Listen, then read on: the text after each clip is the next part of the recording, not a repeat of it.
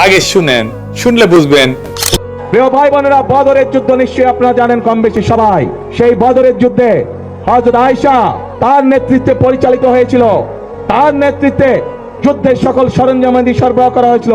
যুদ্ধে যারা আহত হয়েছিল সেই মানুষগুলোকে নার্সিং দেওয়া হয়েছিল, ট্রিটমেন্ট দেওয়া হয়েছিল। লন্ডন থেকে একজন মুফতি এসেছে, ছিলেন নাকি আপনারা? আমি দেখলাম উনি ওনার বক্তব্যে বদরের যুদ্ধে হযরত আয়েশার নাম বর্ণনা করলেন, উনি নাকি যুদ্ধ করেছেন। লন্ডন থেকে এসে মুফতি সাহেব রাজনৈতিক ইতিহাস পরিবর্তন করতে চায়। লন্ডন থেকে এসে মুফতি সাহেব বাংলাদেশের ইতিহাসকে বিকৃত করতে চায়। উনি বলতে চায় 16 বছর জামাত শিবিরকে মাঠে দেখতে পায় নাই। উনি 71-এর ইতিহাস পরিবর্তন করতে চায়। বাংলাদেশের ইতিহাস পরিবর্তন করতে করতে উনি এখন ইসলামের ইতিহাস পরিবর্তন করতে চায়। এই লন্ডনের মুফতি আর তার হাতে সৃষ্ট নতুন জালেম বিএনপি কে আগামী 12 তারিখ আমরা লাল কার্ড দেখাবো ইনশাআল্লাহ।